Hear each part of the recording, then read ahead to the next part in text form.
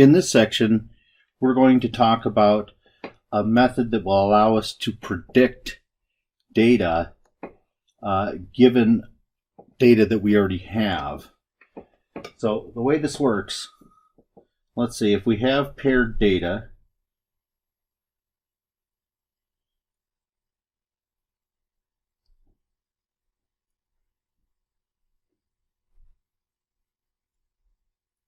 and you'll recall that comes in the form of x comma y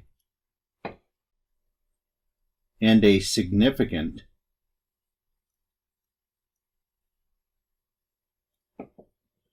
correlation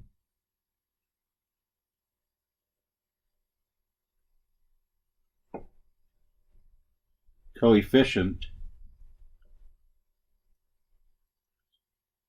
R,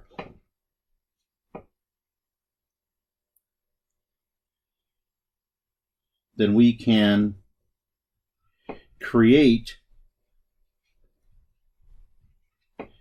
a line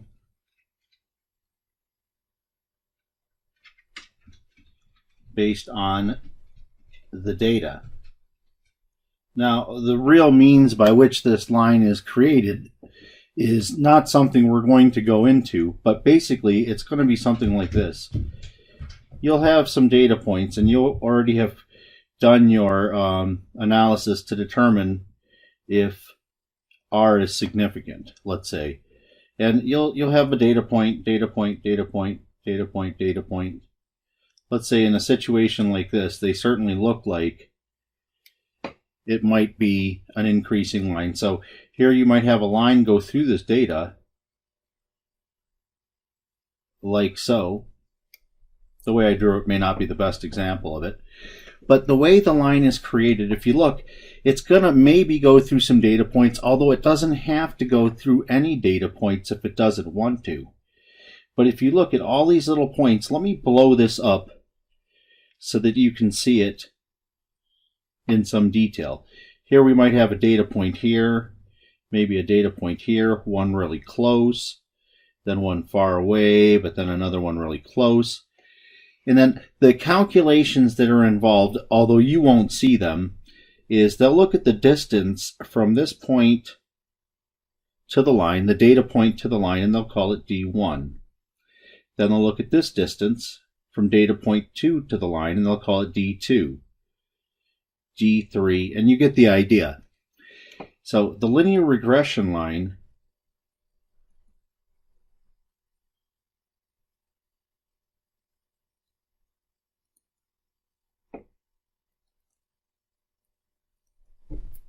is the one that minimizes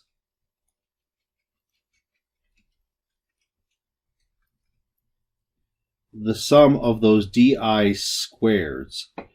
That's really all you need to know about it. You probably heard of terms like the least square approximation and things of that nature. Well, that's what this line is. Of all the possible lines you can draw through the data, this is one that specifically minimizes the sum of those distances. The regression line is the one that we're going to use to make predictions about data values that we either don't have any information for, or maybe for some time that's in the near future. Let's do some examples to illustrate.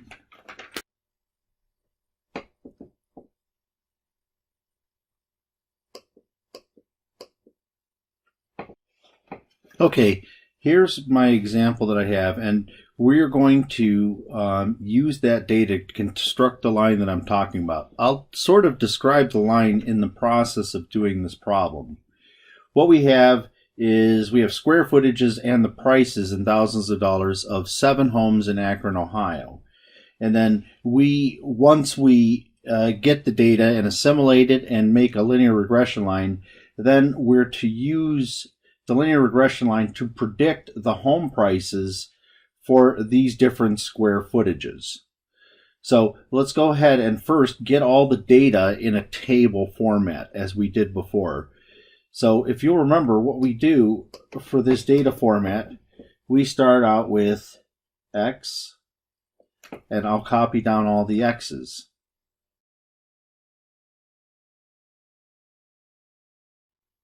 And then our next task after that is to add all of these up.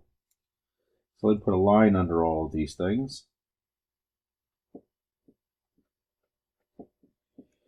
And remember, for the first column, when we add them all up, that's the sum of the x's. So let me add those numbers up.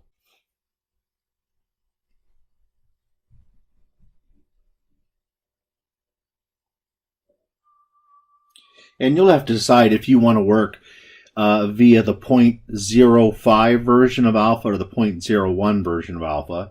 But we first need to calculate it before I do anything. So let me remind you what that formula is. We have n times the sum of the xy's minus the sum of the x's times the sum of the y's, and that's just the numerator. The denominator will give us the square root of n times the sum of the x squareds minus the sum of the x squared. That's just one of the two square roots inside the denominator. Then we have n times the sum of the y squareds minus, this time you're taking the sum of the y's first and then squaring that result. And now we need to plug in all of this data. Let me pull down the page just a little bit to do that. My n was 7.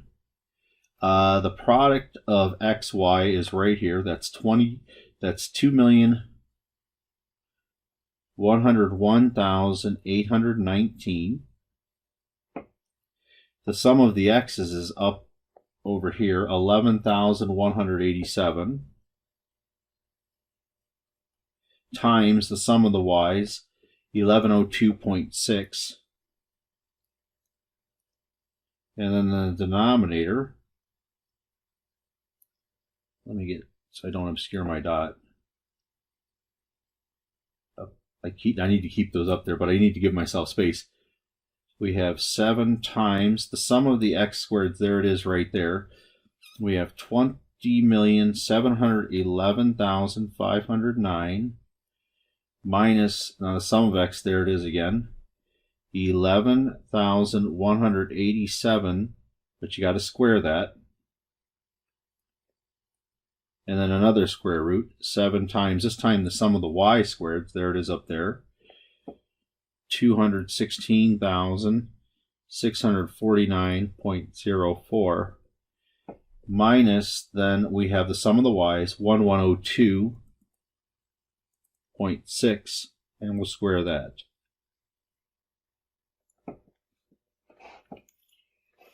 Now, I am going to use my calculator to put all of that information in. This is not something I'd expect you to do by hand by any stretch.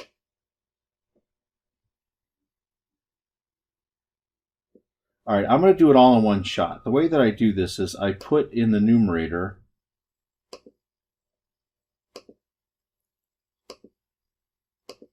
I enclose the numerator in parentheses.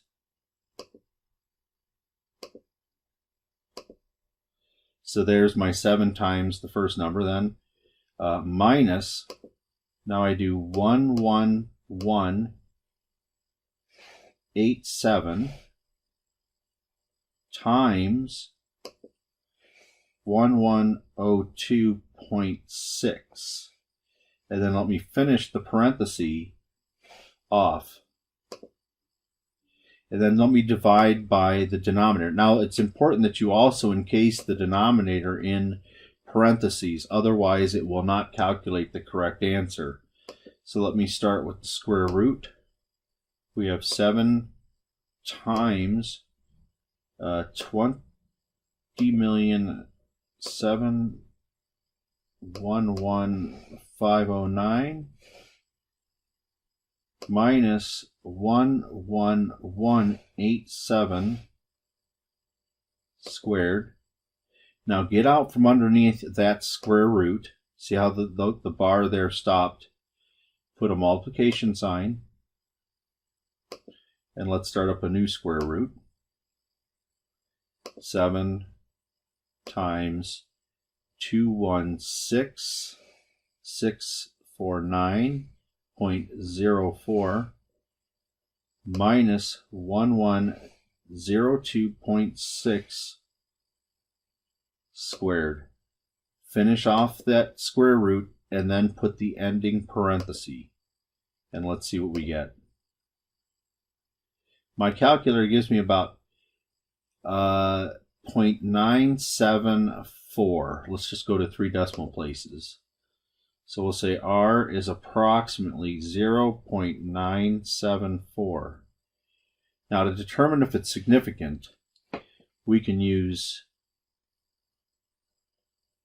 the Pearson correlation coefficient table. I think I remember I mentioned it last time. This would be one of those tables that are in the back of the book. Let me see if I can find it on my background. All right, so here we have the table, and look here.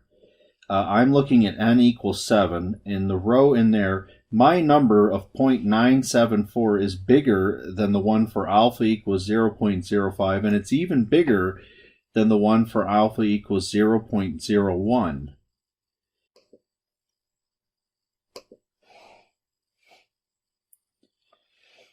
So this is my row right here. Now my R is approximately 0.974. Notice that it's bigger than that number and it's bigger than that number. So that is bigger than 0.875. So R is significant.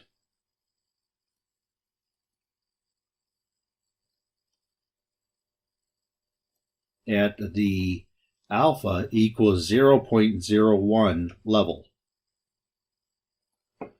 So we can trust it, is basically all of that saying, is the significance means that we can trust that R. Now we have a bunch of other things to compute. Recall, the slope intercept equation of a line looks like y equals mx plus b. M equals the slope. The point 0 comma b is the y-intercept. So what we're going to do is we're going to use some formulas to compute what m and b are. X and y are going to be variables. And remember, in this formulation, it's easy to see that you could think of x as being like an input variable, because you'll put in something for x, and out of that you'll get a y value. So you can think of x as like an input variable and y as being the response variable. Or more mathematically, x is called the independent variable, and y is called the dependent variable. Or you may hear phrases like x is input and y is output. Whatever, it really doesn't matter so long as you know the relationship. Now we have formulas for m and for b. We'll start with m.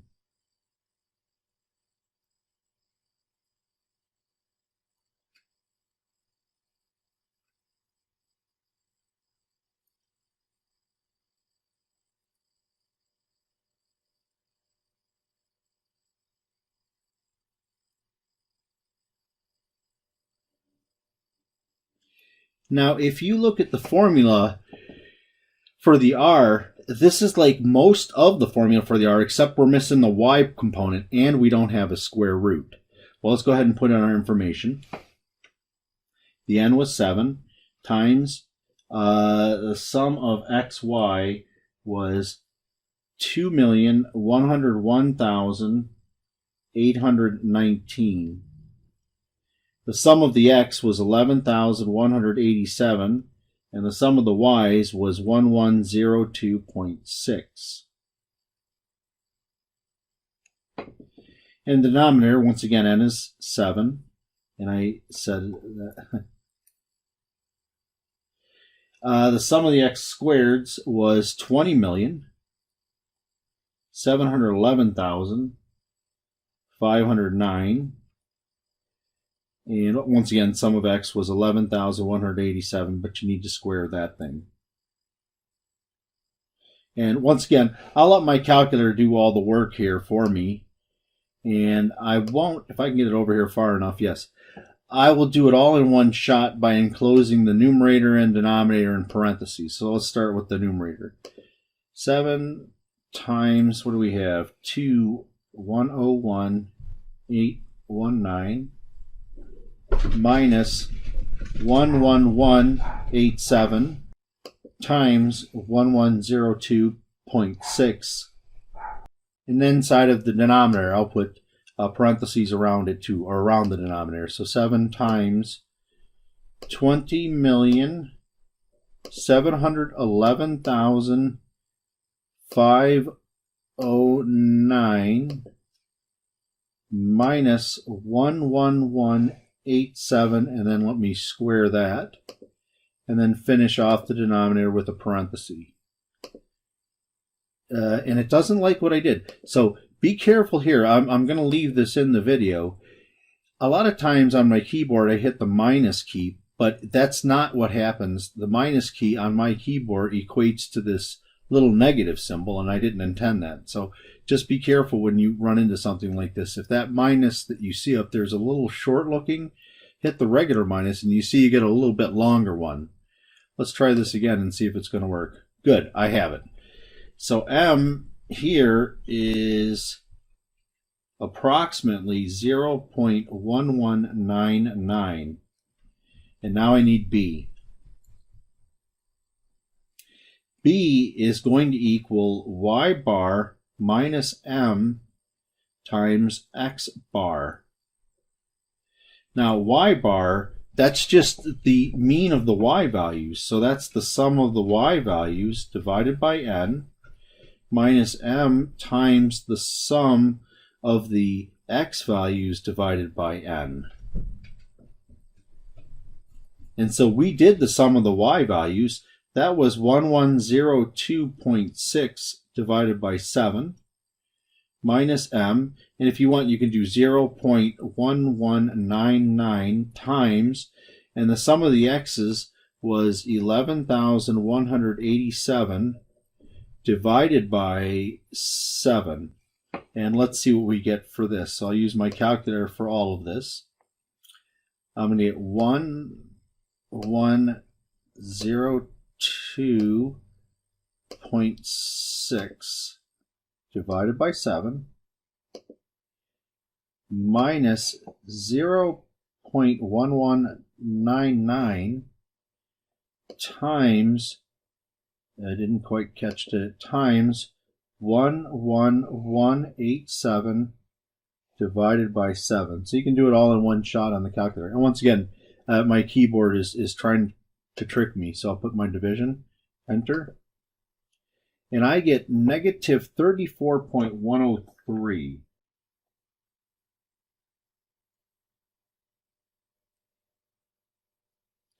I do want to show you something for a minute.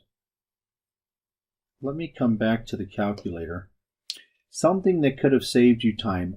Let me come back up to this calculation that I did for, well, let's just call this B. If at any time you want to keep the value hanging around, what you can do is hit the STO button, and then what you can do is click on the alpha button. You see how it turns to an A, and then find the letter B on your keyboard. And now you've stored the value into B. If I go and redo the calculation that I did for the slope,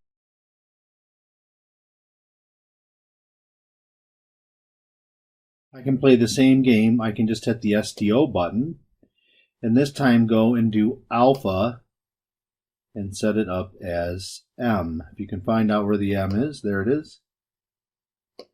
And now you have your M and B stored for further use. So if you wanted to, if I wanted to do this, the thing that I just did here in the same format as I did before, then I can now do, let's do 1102.6 divided by 7 minus, now instead of actually putting the 0.1199, say I wanted more accuracy, for example, then what I'm going to do is just put an N.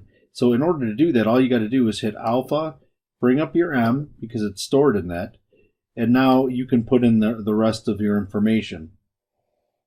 So 11187 divided by 7.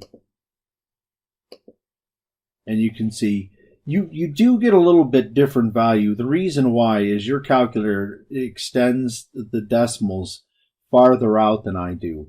So really you can see to 1 decimal place this is probably good just because of that. So you'll get more accuracy if you let your calculator keep the variables for you. Now we can write the equation of the line. Y, you could put approximately, I really don't care, 0.1199x minus 34.103. And since this y value is based on the given data, we put a little hat on it. So there we go.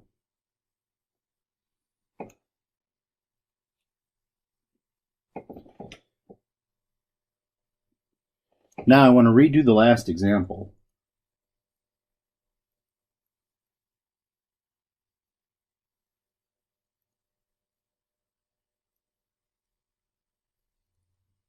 Using the calculator.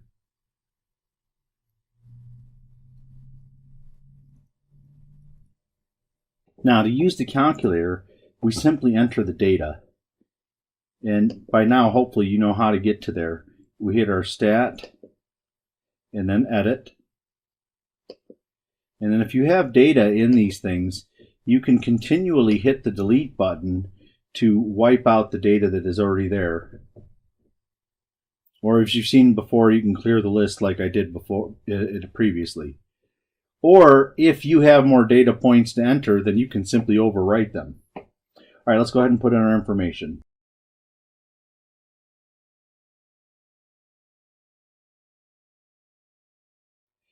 Go back to calc, and we want number 4 for the linear regression line.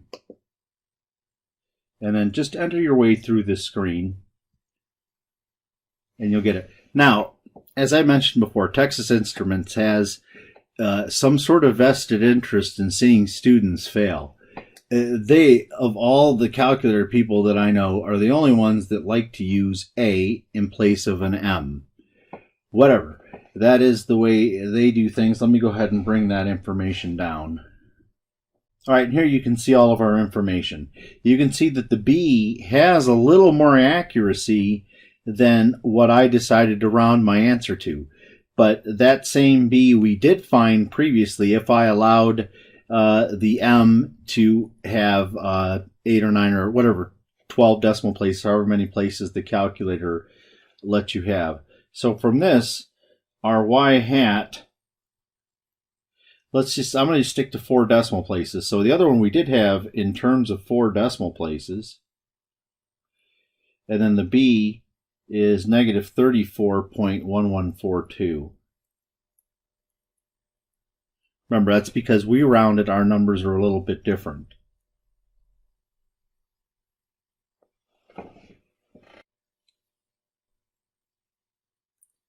From the last example,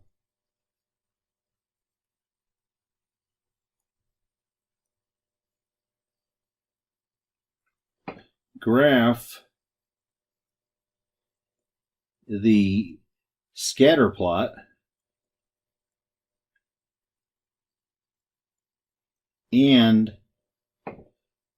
the linear regression line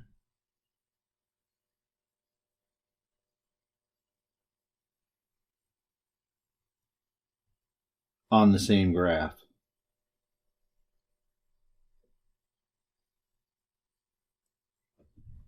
All right, for this, We've already got the data entered. Now, if you go to the calculator, we already have the data entered. The only thing I need to do is to put in my y. Well, actually, what I put? Second stat. Well, this is a good place to be. We do want stat plot 1 to be on. If you remember how to do this, you hit enter. And if the block is on top of off, put it on top of on and hit enter. And then you will have that the stat plot is on. Of course, you can choose the type of plot you want from here. This very first one you see like this, that already has a block on it, that is the scatter plot. So I'm set where I want to go there. Next, I want to put my line in.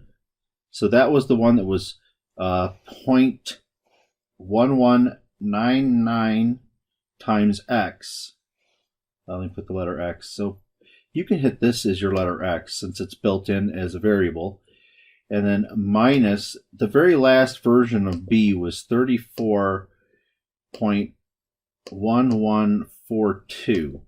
Now, what you need to do, because of the size of our data, is you've got to figure out the appropriate window size. Let me come back to our data. There it is right there. Let me grab the calculator again. The window is going to tell us how big to make the x range and the y range to graph all the data. If you look, these are our x values in the first column. The very lowest x value is 720, and the highest x value is about 2,509. So what I'm going to do, let me click my window. I'm going to make the smallest x value equal to 700. And the largest x value to be 2,600. This encompasses the data that I have.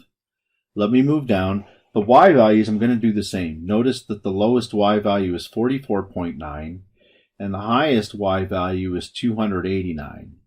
So if I go from like 0 to 300, I'll have the y values covered as well. And let's go ahead and get a graph. And then all you got to do is click graph, and that'll give us both things at once. So you can see you have your data. The data points are on there. And notice that the line may or may not go through any of the data points. There's no guarantee that it will. But the line, you can see, does go through the data and hugs it fairly well. Let me grab that picture. So here you can see our line and the data points. If you look, there's 1, 2, 3, 4, 5, 6, 7 data points. And it looks like it goes through one of the data points, although that's not absolutely certain that it will do that. So with that in mind, we can see, remember what I was talking about, the distances from these points to the line, and we try to minimize that. You can see that if you add up the distance between the point to the line, it's going to be pretty small overall. So this line looks like it's a pretty good model for the data.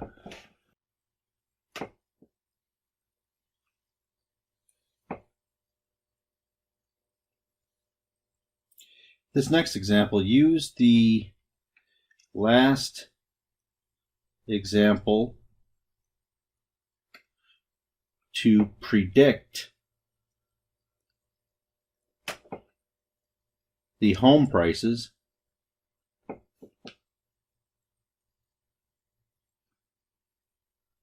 for the following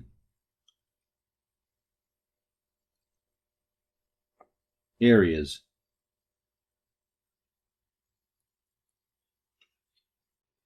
So conceivably, all you need to do is to plug these into the linear regression line.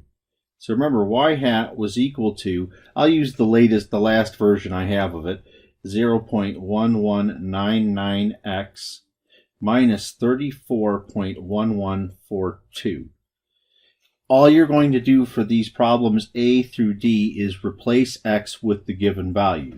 So starting with A, the x equals 1,450 square feet. So I will plug that into my equation for y hat. I get 0.1199 times 1,450 minus 34.1142. So all I'm doing is substituting those in and let my calculator do all the work for me. So I believe you could just start typing in this and it'll take me out of that. I guess not. I was wrong about that. I thought you could just start typing, but you cannot. Now you have to put a times here, otherwise if you just put the 1450, it's not going to work. Then minus 34.1142 and hit enter. And I get 139.7408.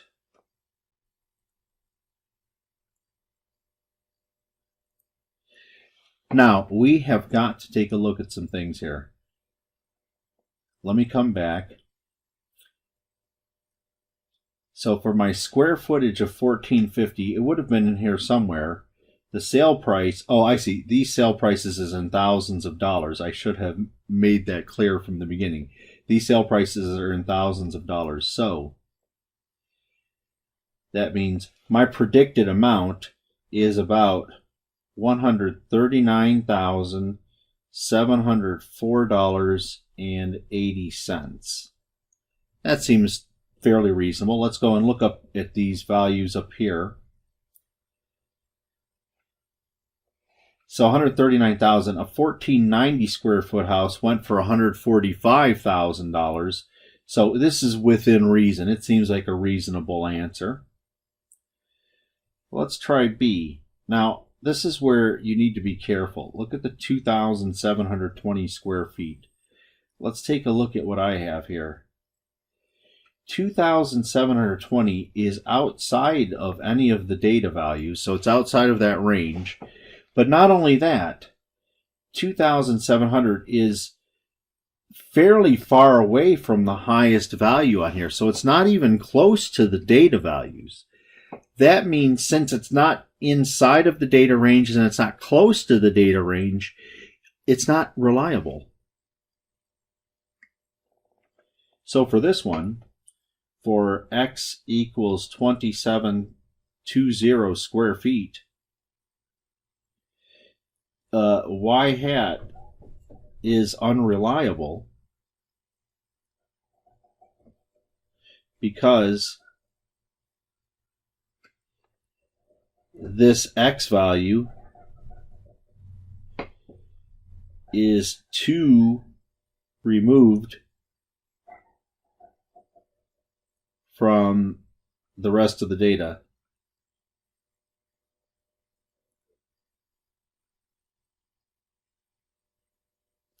So I wouldn't bother with it. If you want to plug it in there, actually plug that value in and figure out what it is, you can, but it's just not going to be something that you would rely on.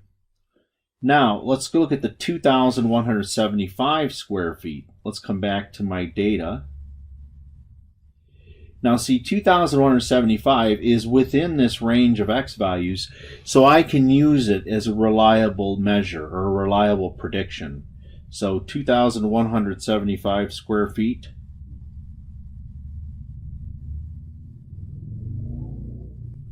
What do we get for y? Y hat. That's 0.1199 times 2175 minus 34.1142, and let the calculator do all of the work for you.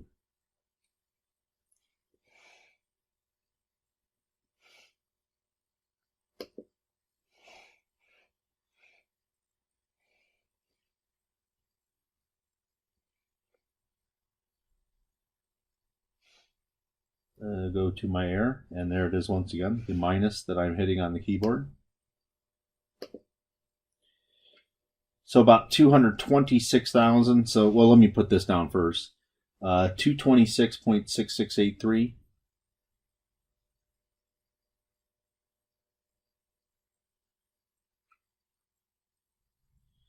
So the predicted amount is actually about 226,000. Honestly, if you put 668, this point through, none of this is going to have any bearing on anything. Around 227,000 is all we're talking about. I mean, these are not exact predictions. Although if it happens to be exact, it's not a big deal.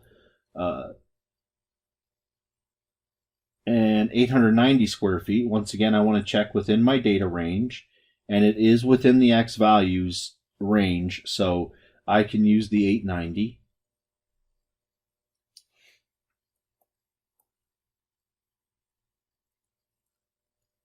And so my y hat is 0.1199 times 890 minus 34.1142, and let the calculator do all the work. Oh, by the way, let me come back. You can save yourself a lot of time. If you hit second entry, it'll bring back the last thing you typed in. And then instead of actually typing it all again, I can back arrow my way over here, hit the delete button to get rid of one digit, and hit 890, and then hit enter. Here we get about 72.5968. 72.5968.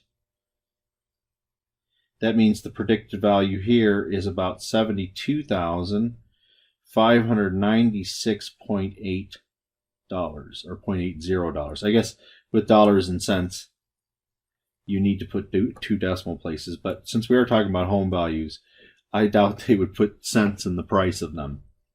All right, in this example, I'm going to let the calculator do everything for me.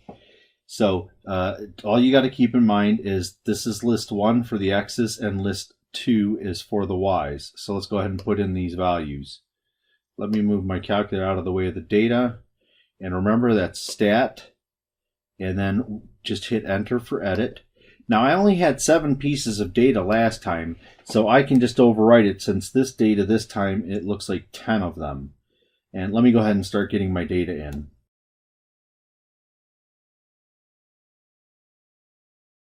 All right, now that I've got the data in, let's go ahead and get our linear regression line. So I'm just going to go to Stat, move over to Calc, choose number 4, and then enter your way through this, and it should give you everything you need. So notice they're using AX plus B, even though it should be MX plus B. But they give you your A and they give you your B. So, and they give you your R too. Now, for the rest of the examples in this section, we're going to assume that these R's are significant. So I'm not going to bother calculating R for the rest of the problems. I just want to get to the regression line and then use them for predictions. So let's go ahead and grab that screen there. So from this, I have y hat equals 0.34, I'll go 4 decimal places, 0.3453x minus 3.3261. So that's my linear regression line right there. Now I want to use it to predict I didn't even read the problem here. The number of goals scored and the number of wins. So the number of goals, or we want to predict then the number of wins based on these number of goals. Let's start with the first one, 50 goals. Now once again, make sure that 50 occurs within the range of data, or at least is very close to it. Since the data stretches from 41 all the way to the 80s, 50 is inside of there, so I can trust that predicted value. So let's go ahead and do each of these. Part A, you're going to have y hat equals 0.3453 times 50 minus 3.3261. So let me grab the calculator for that. Once again, move it out of my way. And to get out of this screen, you can just hit second quit and it will take you back to the home screen, which for most people is the easiest place to operate. So I have 0.3453 times, in this case, for part A, that was 50 goals. So let me replace X with 50. Oh, I had it written down anyways. Minus 3.3261. And then careful with these minuses. I always seem to get caught because I use my keyboard for this stuff. I get 13.9389, so about 13.9389. Now, your answers should be reasonable. Since I'm talking about the number of wins, that's why it's telling me how many wins I'm likely to get based on that many goals. There's no way that you're going to get 13 point any kind of goal or wins. So the prediction amount, the prediction itself is 14 wins. Simply round to the nearest whole number for this because you cannot have a fractional number of wins. For part B, this time I'm going to replace it with 70 goals, and 70 is within the range, so I'm good there. So my y hat equals 0.3453 times 70 minus 3.3261. Now let me bring up the calculator and let me do the shortcut that I told you. It's not necessarily a shortcut, but if you hit second, enter, it'll bring back the last entry. And then you can go back over and type in the 70 where that 50 was. In fact, all I got to do is switch one digit, and then I can hit enter. So I get 20.8449.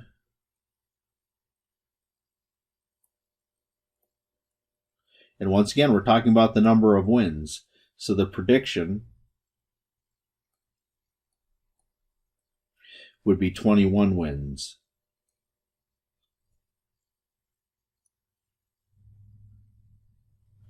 Part C is 75 goals, and 75 is well within the range, so I don't have to worry about that. Y hat equals 0.3453 times 75 minus 3.3261. Bring up my calculator. Bring up the last entry and change that 70 to a 75. All I got to do is change that 0 to a 5 and hit enter. Here I get 22.5714, approximately 22.5714. So the prediction is 23 wins. Just round. Don't worry about anything else but regular straight up rounding. 95 goals. Let's take a look here. 95 is not within the range, and in fact, one could argue that it's substantially outside of the range to be meaningful. So I don't trust the 95 just because it's not in the range and it's not close to the range. Like, I wouldn't mind using the linear regression line to tell me how many wins I might have if I have 87 goals or 88 goals. But going too far out from that is really not something you can trust. So for x equals 95, I don't trust the results.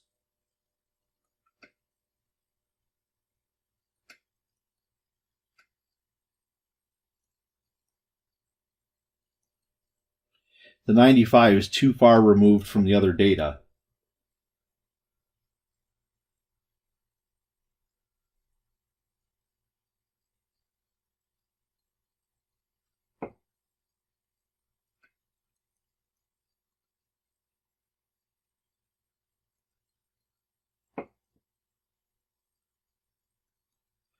So that's the end of this problem.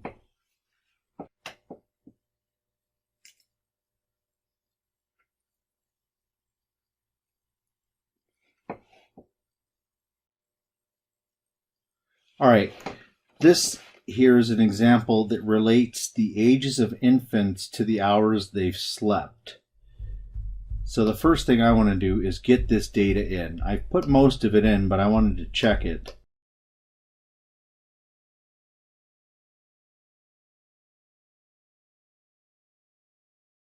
And then let's go ahead and go to Stat, Calc, choose number 4, and then enter your way through that.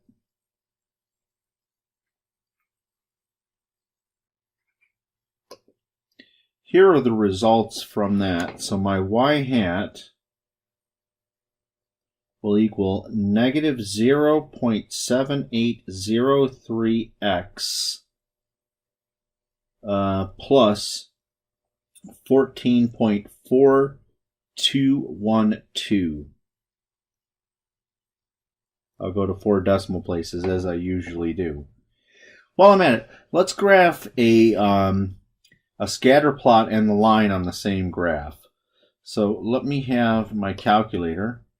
To make sure that, first of all, let's get the window correct. You need to, well, don't hit second window, just hit window. And now look at your x's. They go from 0.1 to 0.9. So if I start from a minimum of x equals 0 and a maximum of x equals 1, that will contain all of the x values. I want to do the same thing with the y values. If you look through the y values, the lowest y value appears to be about 13.8, 13.7. And the highest y value appears to be 14.5. So I figured if I went from 13 to 15, I would have the y values covered as well. Additionally, you want to make sure that you have your y in y1. So let me put that in there. We have the negative, then I have 0.7803. Remember, you can use this x right there for your variable. And then I have plus 14.4212. I think I have everything. I got the window, I've got the data, and now I have this. Remember that your stat plot needs to be turned on. So if you hit second stat plot, just make sure that it's still on. By the way, when you go to the next class, if it's not a stats class, you want to turn this thing back off. Let's go ahead and take a look at the graph and see if the line seems to, yes, and the line does a good job of hugging the data if you look at it. So I have my data, and there's my linear regression line. It seems to hug the data very well. As I said, and it even appears, well, I don't know if it goes right through these data values, but it certainly looks like it does. Now for predictions. Let's take a look at these numbers they're asking us to predict. 0.3 is within the range of x values, but 3.9 is not even within it. In fact, 3.9, one would argue that that is no longer an infant anymore. So part B, I wouldn't even bother with that one. But A, C, and D all appear reasonable. Now, I am going to go ahead and do the rest of these problems in a slightly different way than I did the previous ones. And it's all because your calculator has the ability to do this. So if you want, use the method that I did before, but you can also do this. If I want a prediction at 3 years, what I can do is the following. First thing is I need to quit here. 3 years, 0.3 years. What I do is I take 0.3, hit the store button. Now it wants a letter for you to store it in. That's what I'm going to put in for x. Enter. And now 0.3 is stored for x. If I want to figure out what the y value is, remember inside of y1 I have the linear regression line. So if I simply go to vars, you got to make sure that you're not, if I hit second, if that thing is an upward arrow, it's not doing what I intend. So let me try this again. Vars. Then I want to move over to y vars. You want to choose number 1 for function. And then you want to choose y1. If you remember, that's where we put the equation of the linear regression line. And now when I hit enter again, it will give me the predicted value for y1. So that's about 14.2 hours of sleep.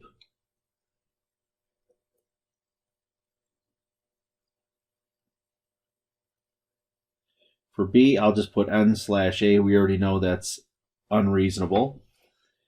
And now let's do 0.6 year. If you'll notice, the data itself says if you have 0.6, then you should have 13.9. As I said, the line doesn't always go through the data exactly.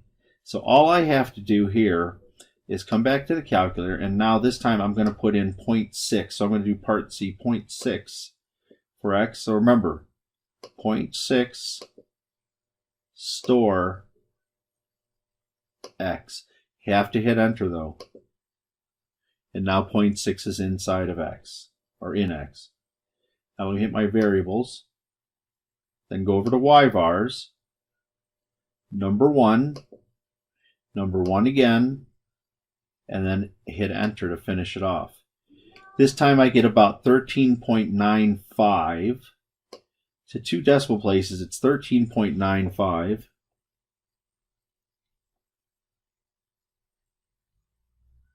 I guess in that you would round, since look at the data values here. The y values are all to 1 data point.